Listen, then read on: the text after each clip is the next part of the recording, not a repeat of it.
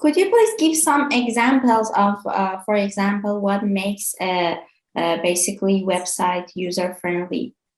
Yeah. So the most prominent thing in the last years has been the shift to mobile. So this is one thing. Like if you look at, I think it was 2010, it was maybe between 10 and 20% of traffic, of organic traffic to websites were mobile. Nowadays, it's over 60%. It's going to the direction of 70%. Everyone nowadays has a smartphone.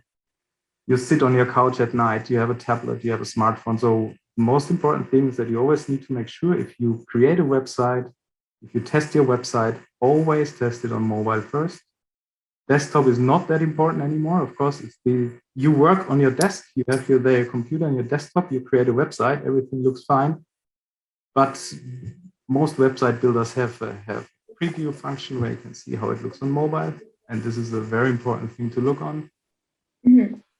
And so mobile friendliness, this is how it's called. This is one very, very important factor for search engines to consider your website relevant or important to rank it higher. And there are like 199 other factors that you need to consider to rank high, but there are some like fundamentals that you need to take care of, which is to have a clear URL structure of your website, subfolders, that everything makes sense, that you use on every website every side of your website should have like an H1 title. It should have a description. It should have a meta description. So when Google visits your website, which they do sometimes depends on your website, sometimes daily, sometimes once a week, the Google bot visits your site. Like it's a crawler from Google that comes to your site, checks it out, crawls it, checking if there are headlines, is trying to understand your website. And if the Google bot, so to say, is not understanding your website on your first page, on the next page, on the links that you have on your page, if it doesn't understand the structure of your website or the layout of your website, it stops scrolling and goes to the next website and comes back maybe 2 weeks later. And the better you facilitate for the user and for the Google bot in the end, the structure and the layout of your website, the better in the end you're going to rank. Of course, has also a lot to do with competitors and how they do it and what they do better. But in the end, it's some technical things, as I said, like headlines, to have a clear structure, a hierarchy, to be mobile friendly. And again, Google has over 200 ranking factors, and they're like, you can find it on the web anyway. You just search for top 10 ranking factors for Google, which also applies to Bing. Bing is considering very similar signals from your website to rank high. And yeah, that's basically it. You can easily research it. What are the most important things? And consider these when you create your website. Is there also speed of the website important? Yes, definitely. A website speed is also a very important ranking factor for Google. So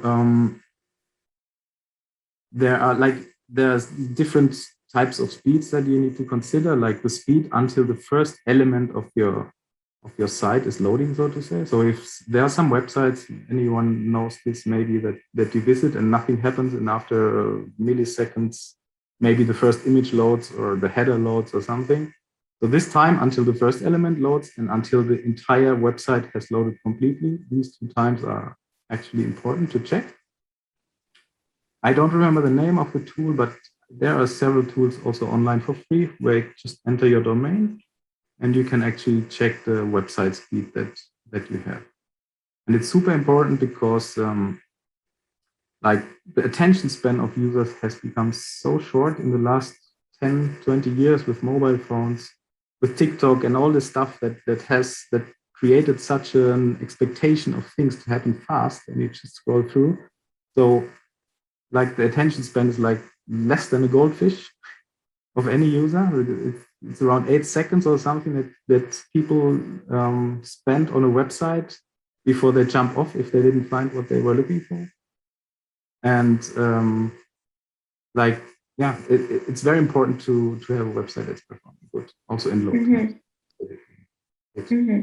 Very important that in that topic is like which is called layout shift. So there are some websites that you visit, and while they are loading, elements that you see are actually suddenly moving from one spot to the other because there's another element coming in. And this is also something that Google doesn't like. It's called layout shift. That is also very important, becoming more and more important. That from the beginning on the website, what is loading, and there are not suddenly ads or banners or stuff coming in that makes other elements suddenly shift somewhere else where you don't expect them anymore. Or you try to click on something and you click in the end on something different because it moved suddenly in some milliseconds. Loading time is important. Yes. Thank you so much for the information.